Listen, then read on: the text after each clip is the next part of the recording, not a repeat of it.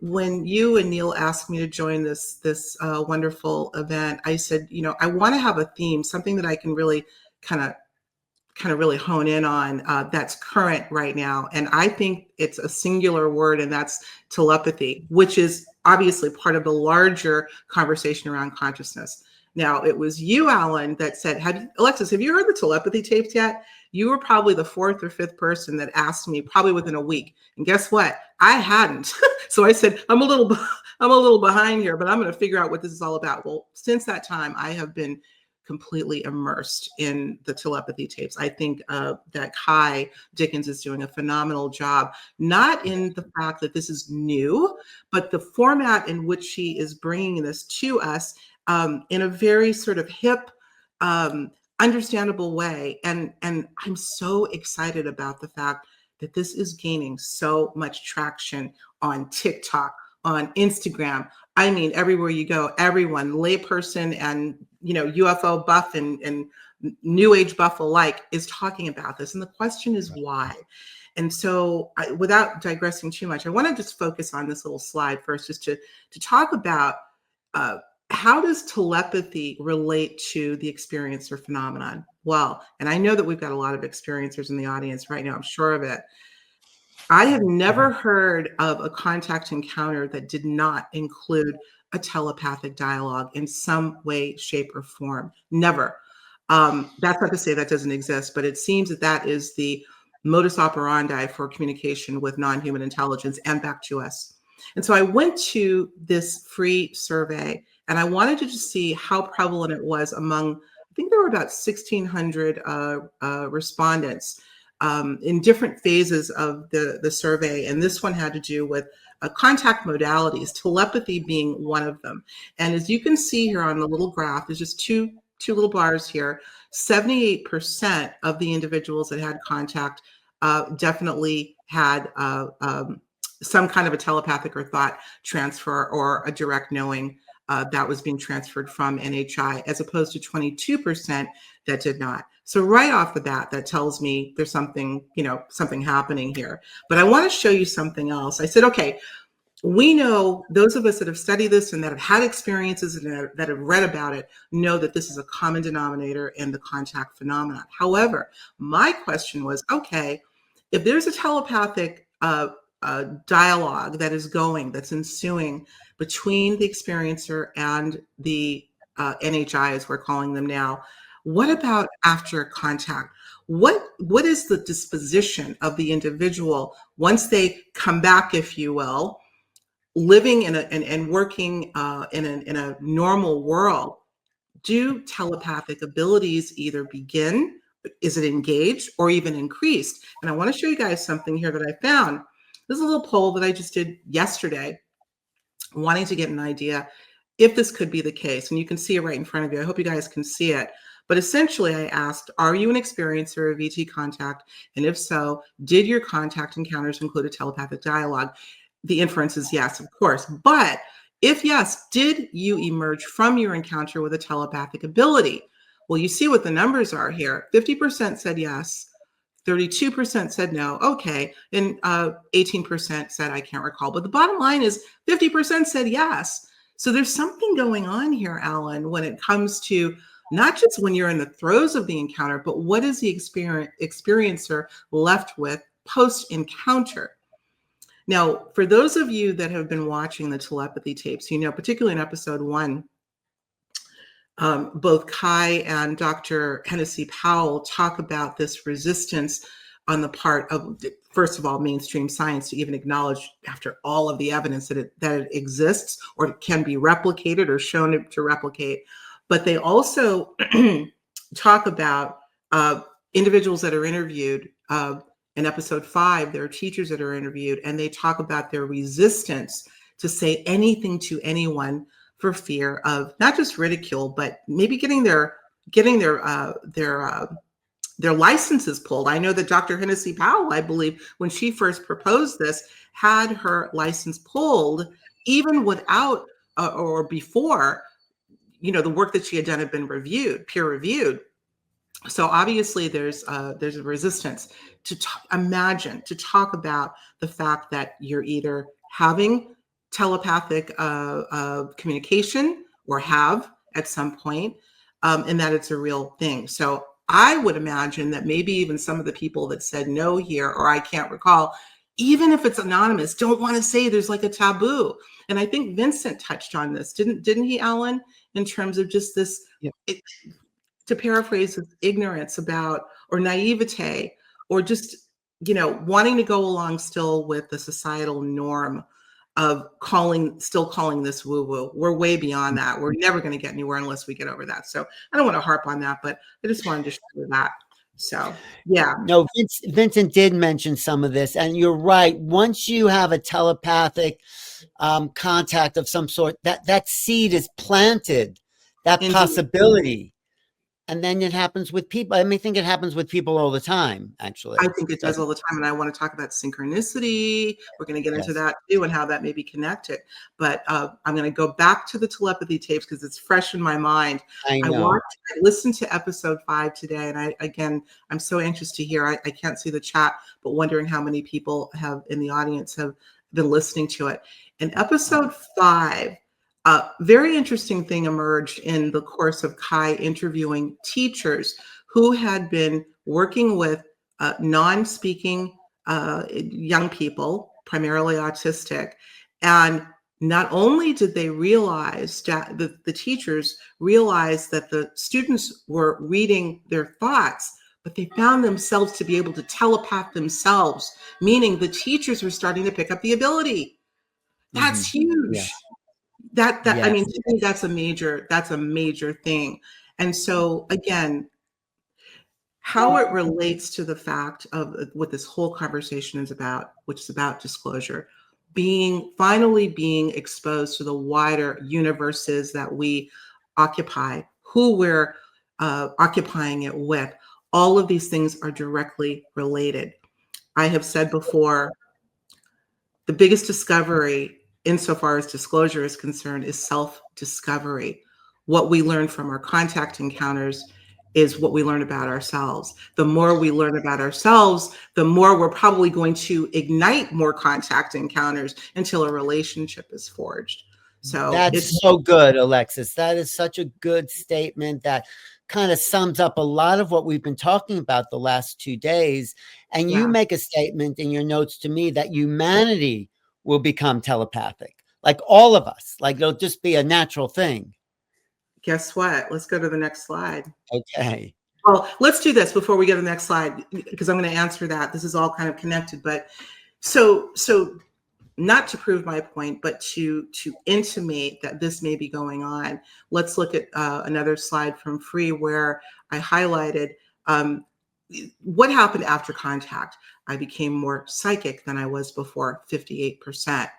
I often knew things before they happened. That can be called precognition, in some cases premonition, 64%. And then, of course, able to channel information, not as much. And then electrical sensitivity. A lot of people are aware of that. That's pretty high. But I wanted to point out more psychic than before, which would include being telepathic, as well as knowing things before they happen. Okay, so I don't want to beat a dead horse, so to speak. So let me move on to, let's talk about synchronicity. So yeah, to not to answer your question, but to talk about this a little bit. How many of us are telepathic now? I wish I could see hands in the audience right now. I'm going to ask you this. How many of y'all have had a synchronicity? Well, you could put it in the chat. There's about 50 people listening. Yeah, put it in the chat if you've had a synchronicity. Can I just type it in? How many of you have had a synchronicity? I'm just going to say synchro, period. Did it go in? There it is. I don't know if it did or not. Maybe you can put it in. But you can hear me. You can hear me. Yeah. Look, we know what the answer is. Probably every single person that's watching right now, at least 2/3, it said, 67% or more of the US population alone has had at least one synchronicity. I would venture to say most people have. Synchronicity is considered, and you all know what it means. You're smart. You know what it means. You've had them.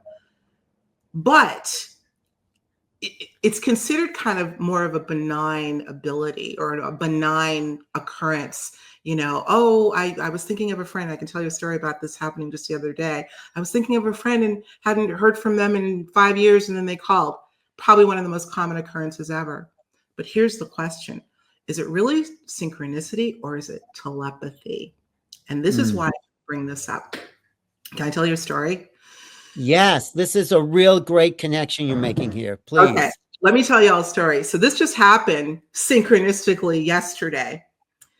2 days ago, let's just say, I was lying in bed, and as I often do, my mind's kind of wandering. I'm getting ready to kind of fully come into consciousness. And out of the blue, somebody that I hadn't talked to for about a year popped into my mind.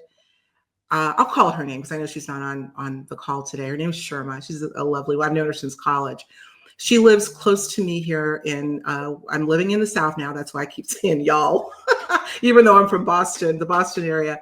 Anyway, I'm in the South and she lives not that far from me. She's in the Atlanta area. I'm in South Carolina. And I thought about her and I'm like, why haven't I heard from Sherma? It's been a while. She knows I'm down here. I'd like to see her. Okay. I let the thought go. Yesterday, 8:00 in the morning, I'm having my coffee. My phone rings. I look. I'm like, oh my God, it's Sherma. I laugh because these things happen for me quite frequently. What do you know? It's Sherma. This is just the beginning of the story. I answer the phone. Good morning, Sherma. Long time no talk. Click. I'm like, what was that? She calls back. I'm like, hello? She's like, Alexis, what just happened? I said, what do you mean? You just called me and you said, or you just called me. And she's like, yeah, I just picked up the phone and I heard your voice say, good morning. I said, you mean to tell me you didn't call me? She said, no, my contact wasn't even open. My contacts weren't even open. So what happened here? Well, needless to say, we had a very long conversation where it turns out going to hook up in a couple of weeks, maybe about 3 weeks. Something else happened after that. Somebody that we mentioned on the call who I hadn't heard from in months proceeds to call right after. So I said, okay, what's going on here? As timing would have it, I'd be talking to you about it today. Perfect timing. But it got me to thinking, and this is not the first time I've thought about this. Is this really something that would be as innocent, as benign, and as involuntary as a synchronicity? Or at some level, was the higher consciousness of Alexis and Sherma at some level meeting in this field that we have called the consciousness field? It's what the psionics are talking about a lot now. This field, Jake Barber has talked about it a lot. That exists. And frankly, it's been talked about using many different languages, the Akashic, the 0 point field, the field that I believe we're all inextricably linked to. But could it be that synchronicity at its core is really an unconscious agreement to meet and bring it down into the physical, whether it's a phone call, a synchronistic meetup, all sorts of things happen in the world of synchronicity. But I really started to question the fact that synchronicity may be a lot more than we think, that we may be telepathing constantly back and forth. Ergo, if 67% or more of the US population say that they've had a synchronicity, and synchronicity is really a form of telepathy, well, guess what? Most of us are telepathic right now. Right. And Alexis, I think it's accelerating. There's more of that going on.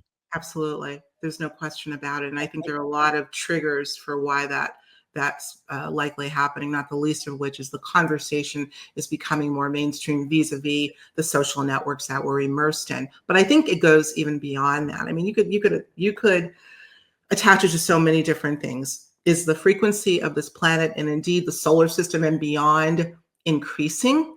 It seems so. We can even look at something like the Schumann resonance and look at what they call the heartbeat of the planet and these really, really erratic fluctuations where that beat is going up exponentially. That's also very controversial, but we're seeing that. We're seeing data that's showing us that. Does that denote the frequency? Part of it, I do think. I think there are a lot of things kind of converging and going on. But as a result, individuals are having more experiences. I know in the work that I do and the show that I have, Higher Journeys, I'm hearing from a lot of my audience members that heretofore could give a you-know-what about these topics. And they're now finding themselves not only interested but immersed in them because they're having these experiences. So yeah, it's but I hope that people are kind of following along here. Could synchronicity really be telepathy? Big question mark, but I think it's worth exploring. And if it's accelerating, I think this gets to the next point. Are we getting closer to the essence of the phenomena in a sense, because we're opening up to these greater realities? Yeah, well, if you're talking about the phenomenon of contact, or Yes, more than contact. it's more than contact, Alan. I think it's really getting into a cadence and a relationship with all forms of what we call non-human and even partial human consciousness. The answer to that question, I think, is yes, for sure. And that goes back to something that Vincent said, the last thing he said, in terms of the evolution of the evolution of consciousness or contact is contingent on the evolution of our own consciousness individually and en masse. And so all of these things are contributing. That's why I'm so excited about the fact that you and Neil are doing this right now, and B, because we've got this robust conversation going on insofar as consciousness is concerned within the ufology field. Something is about to happen. I've never felt anything like this before. I don't know how the audience feels, but this has been some of the most challenging, and I'm saying last 2-3 weeks, month. I'm like, are we in a Mercury retrograde right now? Something weird is going on. There's tension that's happening, and not just people tension. I mean, even in physical relationships, and all sorts of mishaps are happening. But there seems to be an energetic tension that's happening as well. I find myself, I mean, I'm an empath. I'm sure you are as well as many people in the audience. Are you feeling it, you guys? There seems to be this really, really unrelenting sort of tension that's going on. And these ETs they're not different than us. They are using that non-local consciousness to communicate with each other and us. So maybe we're the ETs on some level because we just have a human body. But the other thing is, you say, and I think this is a radical statement, more people have had contact than they realize, as much as 90%. I have had, and I always preface by saying that I believe, and no, I can't prove, but I have had a sense, or at least a big question, as to whether the prevalence of contact is far more what I would call ubiquitous than we know. Perhaps insofar as the majority of the planet. Big question mark. I've looked into this with great interest. I've been dot connecting for years on this, and I've come up with a couple of theories, and they're nothing but theories that might lead to, or clues, let's just say, that might lead to the idea that many more people, perhaps the entire planet, are having what I call unconscious contact. And if that's the case, you want to talk about the biggest revelation to hit the planet is, what if the planet popped open all of a sudden and started to have a simultaneous memory of their contact? That hasn't happened yet, but I think it would be a heck of a revelation. Here's some of the areas that I looked at, Alan, when it comes to the clues to contact. We know that phobias are probably one of the most common things we have, that stuff that we carry as humans. Not everybody has a phobia, but many people do. But there's some very interesting phobias that I didn't even know existed, that I kind of serendipitously ran into in the course of my research. The first you'll see here, and I hope you like my little AI images that I was able to generate. First one is what is called coulrophobia. Oh, there we go. Okay. Coulrophobia, fear of clowns. I don't have the numbers in front of me, but it's exponentially large. People that are afraid of clowns, not just, it doesn't just creep them out. They literally, some people, when they see a clown, they'll run. Well, why is that? Long story short, I've done a lot of research with Mary Rodwell. I believe Mary was a part of this event. I hope. I saw her name on the list. We've done a lot of work together discussing some of her great work into regression and what is known as screen memory.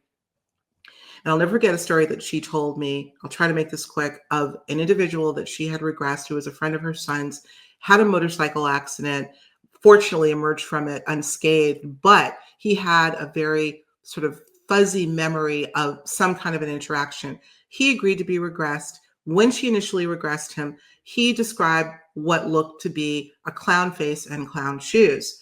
Somehow she knew that was not exactly what he was seeing. She asked him to look again, and what emerged from his mouth was a description of probably what would be described as a gray. I looked into this more, and I started, I mean, the idea of screen memory, that is, the actual intensity of the encounter being screened by something that seems a little bit more benign or a little bit more normal. That's fairly common. Owls is another one.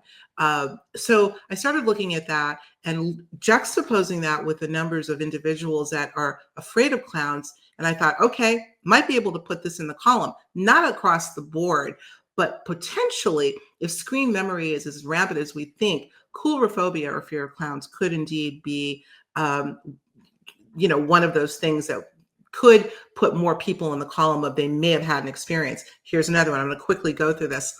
Have you ever heard of helianthrophobia? It's a mouthful. Helianthrophobia. It is the fear of sunflowers.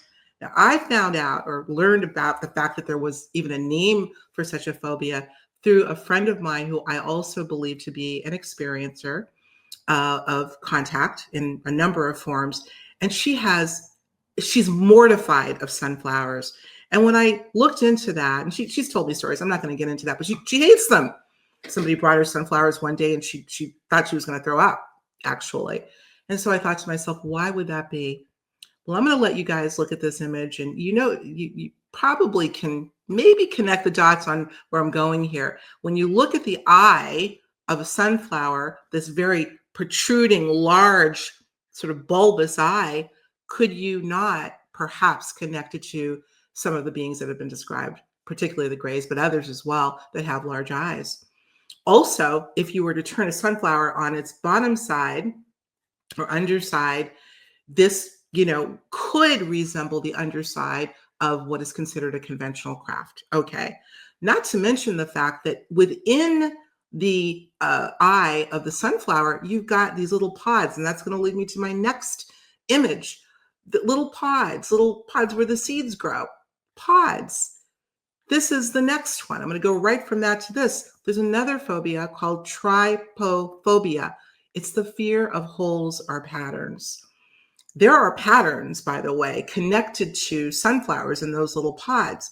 Well, how would that have anything to do with contact, you might say? And by the way, these are, like I said, they would not have named these phobias had they not been enough people having them, and they exist. Have you ever heard stories told by experiencers? And I think John Mack had covered a couple of contactees that described being on board craft and seeing what looked like pods. And inside of these pods were what looked to be hybrid alien human beings.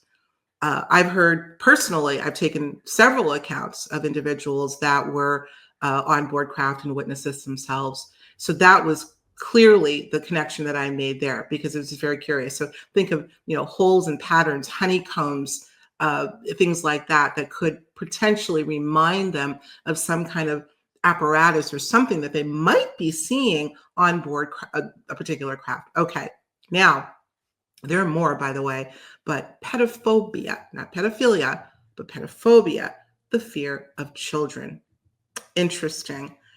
As I read into this, I learned that there are people that are so mortified of seeing children, they can't even look at an image like this or an image in a magazine. But why would that be? Now, there could be a lot of reasons, but the first and most prominent thing I thought of is memories of their own childhood encounters. And if some of them were jarring enough to want to shut down that region of the brain to not recall it, or at a minimum be, just mortified about that recollection, that could trigger a fear of children. Okay, I spent a lot of time on the phobias, but that's only one thing, Alan. Look at other things. The question is, what do we have? 8.5 billion people, so they say, on this planet. Let's say even 80% of them are contactees in some way. Unconscious, though.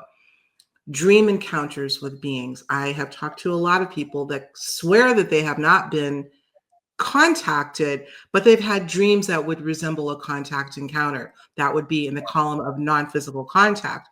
Spiritual awakenings. There are lots of different names for them. Kundalini awakenings, transcendental peak awakenings or peak experiences. Many people coming forward talking about that say, no, I've never had a contact encounter, but I recently had an awakening, an epiphany. All of a sudden things change for them. I myself am an experiencer vis-a-vis my spiritual awakening back in 2005. And then there's the more, the angelic realm, where I started to say those that kind of fall into more of a religious connotation. When you bundle all of these together, you're talking about a lot of people. A lot of Well, people. let me ask you, just going back to the phobias for a second. A phobia is caused, I think, I'm not a psychologist, but by a trauma that's then associated with the occurrence, and then a screen memory comes into play, whatever. But people on the last few days have talked about the trauma of contact, and it's how it's not all pleasant. And maybe that's why 80% of the people have suppressed it.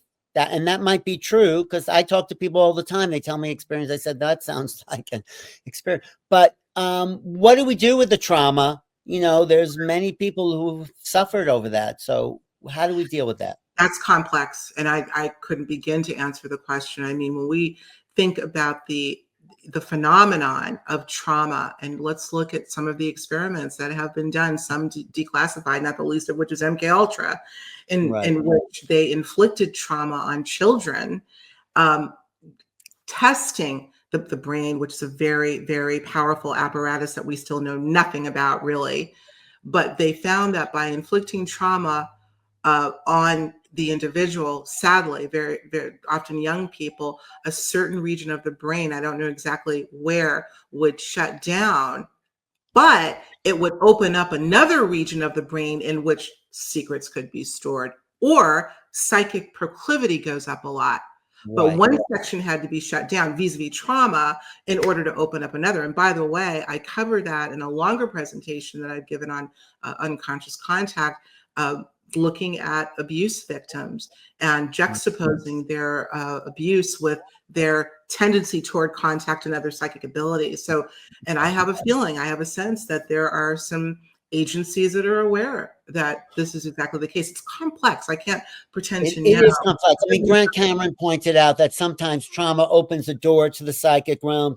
John Mack had pointed this out with, when people work through the experience or kind of angst, they come out the other side more awake, more enlightened, more psychic, all those things. So, the world's in this flux. Yeah.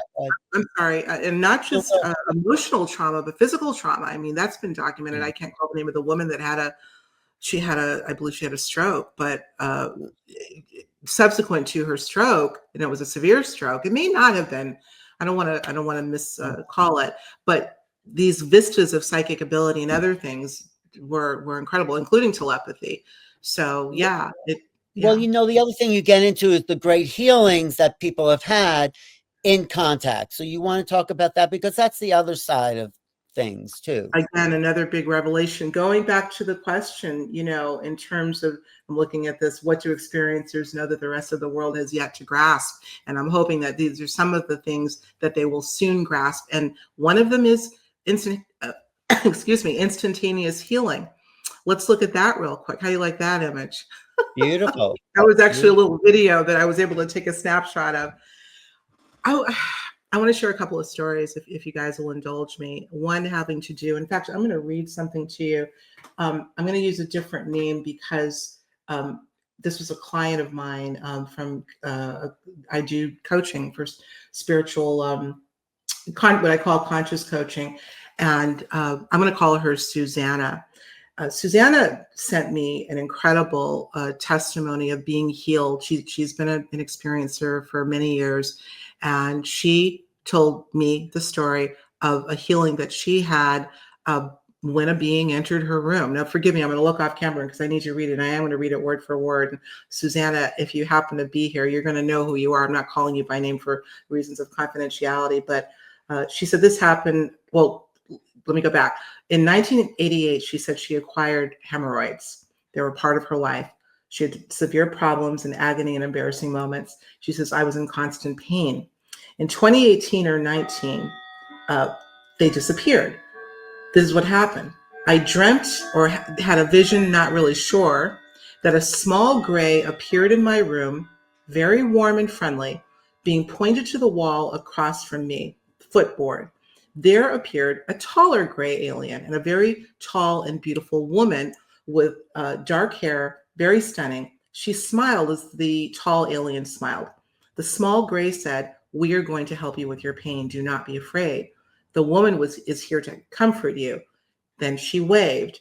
I was on my back looking at the tall gray and the beautiful woman. Surgery began. I felt nothing. I awoke and she said, as God is my witness, no pain, no bleeding. I was healed and feel amazing, and they haven't returned since. Okay. So this is one account. There have been many. I'm going to share another one very quick, and I think I can mention this person's name because he told me the story on my show, so it's been shared publicly. Michael J.S. Carter, you may know that name. He's a well-documented, he's been on Ancient Aliens experiencer, and also I very— know Michael Carter, Reverend Michael Carter. Michael Carter, that's right. He wrote, I believe it was Aliens in the Bible or something to that extent. Anyway, he had a similar encounter of instantaneous healing that he shares, where I don't know when the date was, it was quite a few years ago, where he had what turned out to be a very severe blood clot in his maybe left leg. He said that his leg blew up so big it looked like LeBron James. And it was very serious. And he obviously went to a physician and they scheduled a procedure. But just prior to that procedure, one night, he was in bed, and I'm going to misquote a little bit because I can't recall the exact details, but he said that a very large being walked through his wall, not the first time, but this particular being looked different, very masculine looking, very tall, very not threatening looking, but imposing, let's just say. He woke up, couldn't move. He saw the being project a blue beam into what he described, I believe, his abdomen. As soon as it happened, the being vanished. Michael fell right asleep. And the next morning, the clot, his leg was normal size. He subsequently went to the physician. The blood clot was gone. So those are two that I wanted to share with you. Well, why is that? There's been many others. Richard Doty yesterday, and I don't know if people believe him, but he talked about a woman who had paralysis, nerve, split. And on 5 days she was missing on a ship, she says, and came back completely healed. So, and of course, Preston Dennett's going to come on later in the show here and talk about lots of cases. So it's not unusual. Yeah. There's also the other side. There's the Carla Turner side, if you know her story. Oh, yeah. So there's this polarity, and maybe it has to do with reflecting the attitude of the person. I don't know why some people have good experience, some people have bad experiences. I mean, you can have a bad experience. Matthew Roberts, I think his book is called Initiate, had some awful experiences that he just had to deal with psychologically, and then they turned into beautiful experiences. Whitley Strieber, who's going to be on 2 People From Now, and you come back on, maybe he'll be here for the panel discussion, had an awful trauma, and now it's his life. Now this is his world in a way. It's his world. It's so interesting when you just kind of juxtapose the hellish or horrific encounters with the blissful ones, and the couple that you just mentioned, where it seemed like they almost transformed from hellish to blissful. What does that have to do with us, Alan? I continue to ask the question, and I continue to have a sense that there is some form of a symbiotic relationship, a shared relationship that we're having with these beings. Some of these beings, perhaps some of these beings, are alters of us, or reflections of us, are reflecting an aspect of us, of which we have both shadow and light, as do they. Yeah, you're right. There is a reflective quality to the phenomena. But let's get to your final point, where you wrap it up and say, is the world ready to under the larger world, the world out there. I mean, I feel we're chosen because we chose ourselves to look at this, and everyone watching, everyone here online, where they've chosen themselves to really engage this phenomena in an open-minded way, and most people haven't. So how does the world start to consider these realities when they're, first of all, very conditioned by the media and by their own, limited thinking? And how do we start to turn this around? That's real disclosure. So what do Yeah. you think? Well, here's the deal. Let's assume that most of the reality that we encompass is unconscious. Most of the thoughts, most of the reality is on an unconscious or subconscious level. And then let's suppose that at that level, it's already happened. That would mean that it's actually happening right now, even though it's not being enunciated. You're not going down the street or in the grocery store and saying, hey, you know what? Isn't this great? Now we know. I don't know that that needs to happen at this moment. Whether we're ready or not, consciously, that might take a little bit more time. But I think we're in that process right now.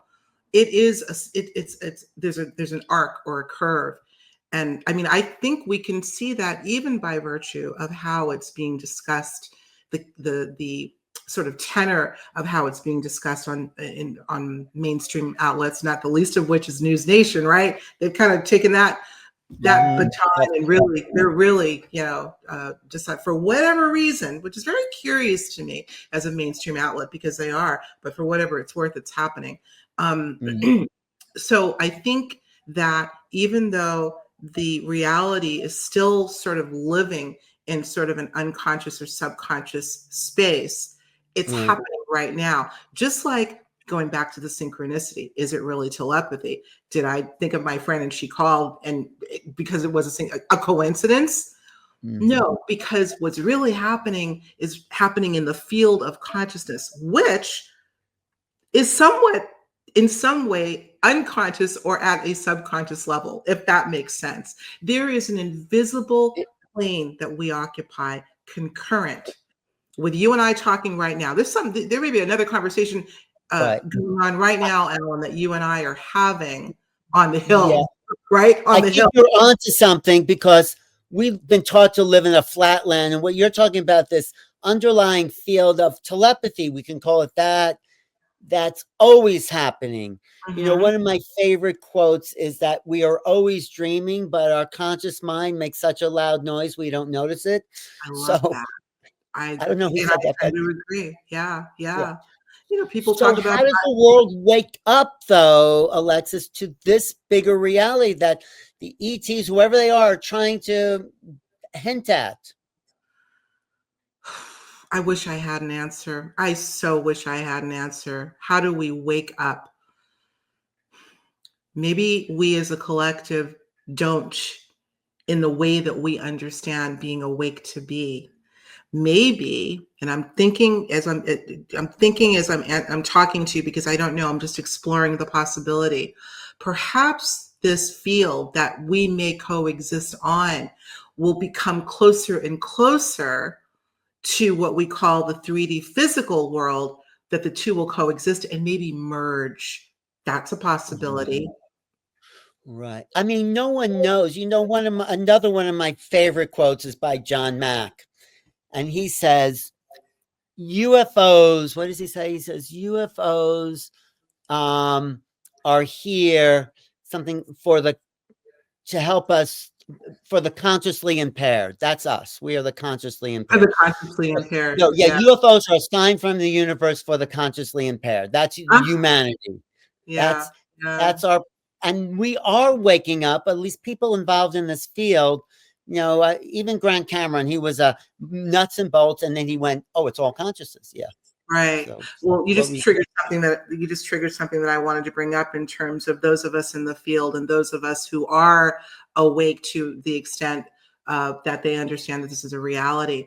You've all heard of the butterfly effect. You've all heard of the 100th monkey. I know. meaning that, speaking of non-local consciousness, does it take a literal awakening, an aha moment, an epiphany of every single person on the planet to make it a done deal? I don't think that it does. This has been talked about before, using the not just the analogy, but the process of the butterfly effect. When enough people have that sense of awakening, somehow, given that we're all still connected to this field of consciousness, it's going to have an overarching effect on the masses. Until eventually there's a conscious awakening. And that's why I say, Alan, I think this is happening as we speak.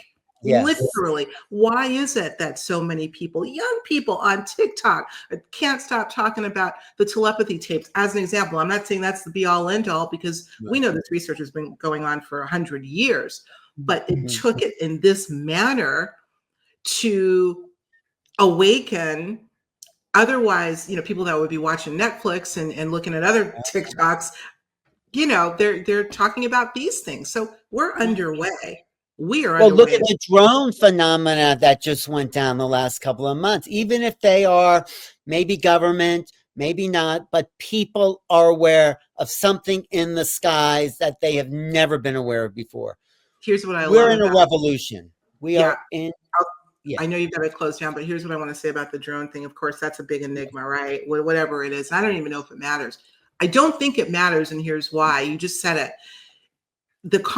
What has happened, or what had happened, I think they're still showing up, has caused people to contemplate the possibility, maybe a little bit more than they would have if those drones weren't there, regardless of whether they were man-made or something else.